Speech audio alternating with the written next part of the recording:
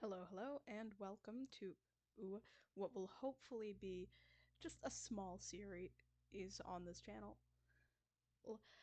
where I am once again drawing some special art of my little characters for Pride Month. And uh, I'm probably going to try to keep this relatively consistent throughout the month, maybe every other day.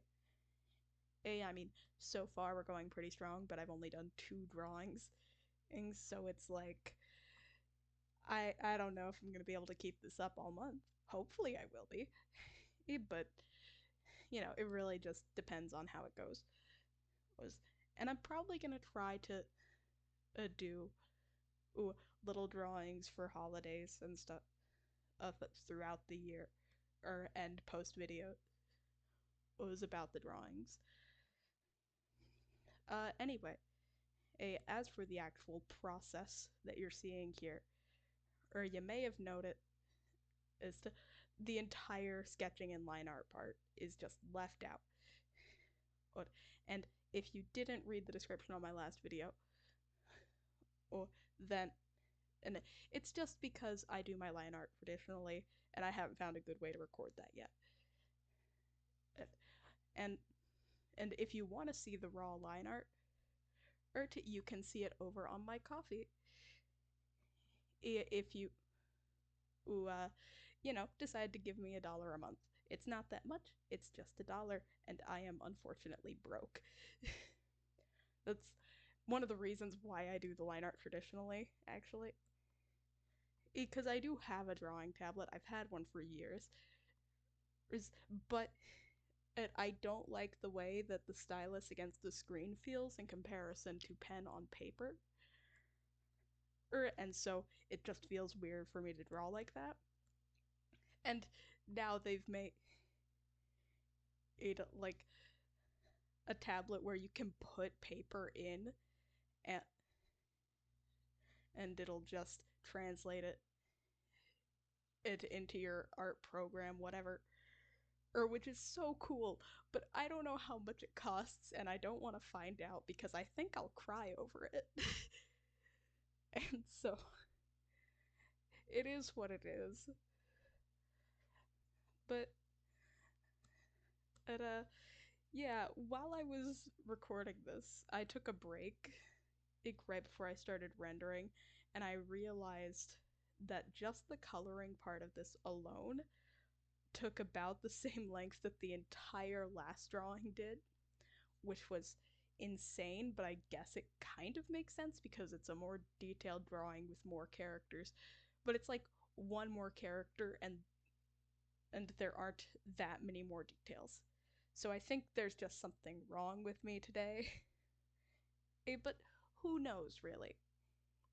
Maybe I just felt like putting in more effort. I feel like I put in a lot of effort on the last one, but like, did I? And and you know, oh, I post a lot of art. I do a lot of art. Art is the majority of what I do in my day-to-day life. If probably because it's the only thing that I'm good at. Well, I'm good at other things, obviously. But art, oh, I'm going to college for it and everything. And I kinda gotta do a lot of it. And practice makes perfect, and practicing does suck, but it's important. Cause, oh, I've been doing art for like 8 years now. Oh, if I had just started art, and then and decided to go to college for it, I think I would be screwed. I don't know what I'm saying. But, anyway,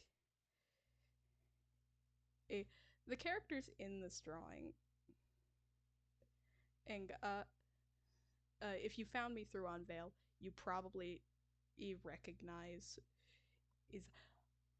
is most of them, well, 2 of them, but you might not recognize is our friend over on the right here, which is just tragic and I feel awful about. Oh, but in case you didn't find me through Unveil, oh, the characters I'm drawing today a, are Solaris, Lauren, and Vespers, who isn't on my Unveil yet, because I just haven't gotten around to doing like a proper illustration of him. And it feels a little mean of me. Because the thing is like these three characters are in a polyamorous relationship. And so I feel like I left Vespers out a little bit by not doing a drawing of him until now. Oh, so I feel a little bad for the guy, but within the story that all these characters are from, Lauren and Solaris don't end up dating Vespers until like a good ways into the story. So I guess it kind of makes sense narratively, but I feel like a bad parent. It's not fun. And once again, if you've been on Unveil, you've probably seen that Solaris's hair color is listed as ever changing. That's no joke. It's gonna be a different color every drawing I do of them. And if it's ever not a different color, I want you guys to yell at me in the comments. Uh, uh and so, oh, I guess I should talk more about the characters.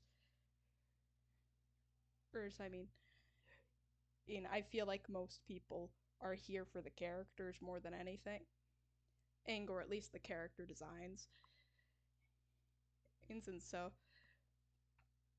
yeah, these three are from a story that I was working on with a writing group.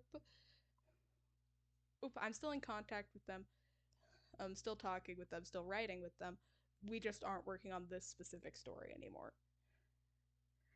And it's been kind of left up to me to like continue all of it. And so, oh, I kind of just took all of the ideas that we talked about before we decided to stop working on it as a group.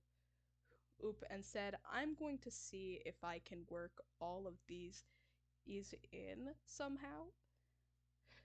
Oh, and one of the ideas that was brought up of what is Lauren and Solaris is getting with Vespers at some point would be adorable and perfect, like for various reasons that I don't know if I have time to go into in this video. Oh, but it's great. It's silly. And while I was working on it, I realized exactly how to do that. And so now I'm like obsessed with it. Obsessed with these three and their dynamic. Like, but yeah, uh, the designs. I don't know how I got to this point with any of these designs, I'm gonna be honest, because there was so much variation over time. I think that's just how character design goes. It was like if you make a character, or the design is going to change so much before you know it the majority of the time. It's just, it's really interesting to me because I don't know how to describe it. It's weird flipping through my camera roll and finding old drawings that I did of these characters and seeing what things have changed and what things haven't, because I have terrible memory. And sometimes I will just look at my old art and realize, oh, this character was like cisgender at some point, and that's insane. How did I how did I get here? At what point did my brain decide,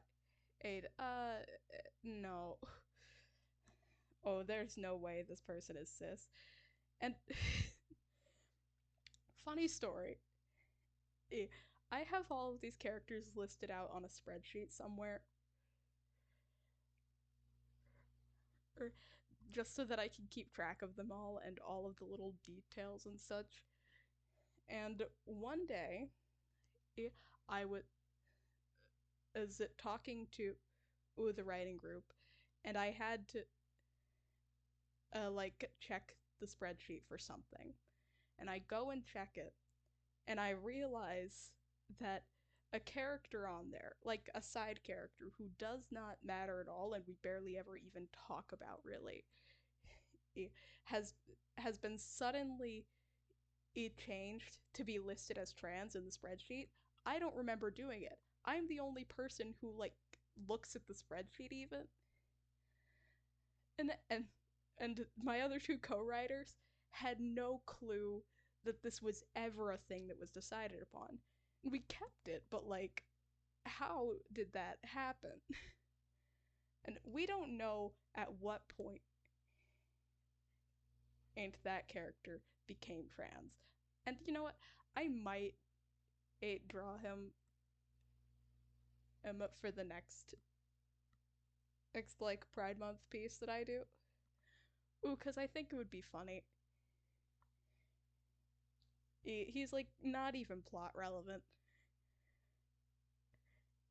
and he's just trans because as I said so at like 2 in the morning probably. And I just it's a fun time all around. So in terms of Solaris's hair in this drawing, the reason why I chose was those specific colors for it was because I realized I am in fact not a creative person and I have no clue how I'm going to work the polyamorous flag and get into Solaris's outfit. And like I didn't even bother working it into Lauren's outfit, I'm gonna be honest. This, but that's when I realized, oh, oh, they're just gonna dye their hair again. It's great. It's fun. And oh, here's the part where I realized that none of their bracelets were colored in. And and so I just started coloring them all different pride flags.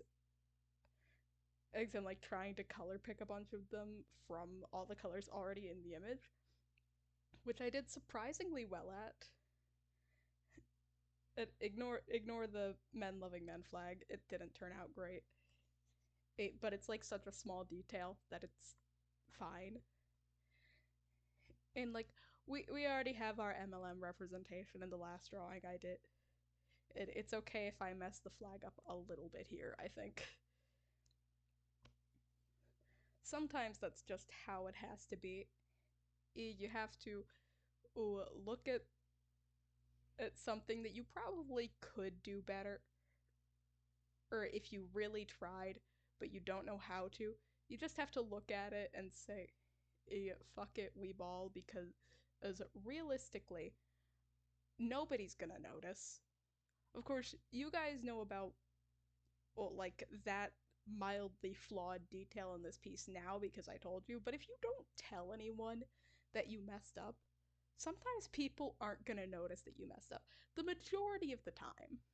And that's the beauty of art, especially if you're mostly sharing your art with people who aren't artists. As you can get away with so much. Like,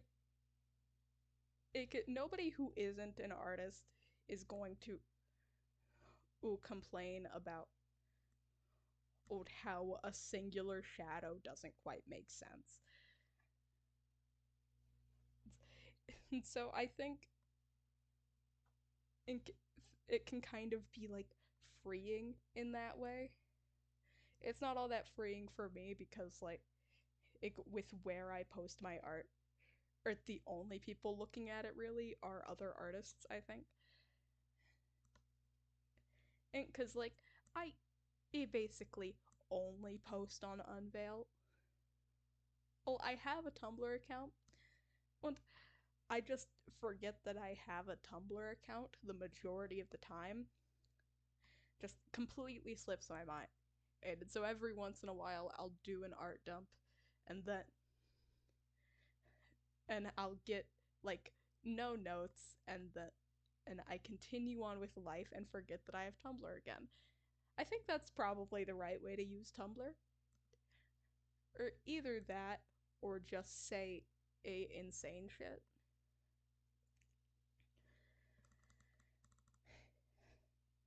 Yeah, but at, at this point, and I'm kind of getting close to the end of the drawing, adding some extra highlights aids for contrast and stuff, of because you need it in some places, as it just generally helps things look better. And I think now I'm getting ready to do the background, if you can even call it that. It's a gradient. I'm sorry, it's a gradient again.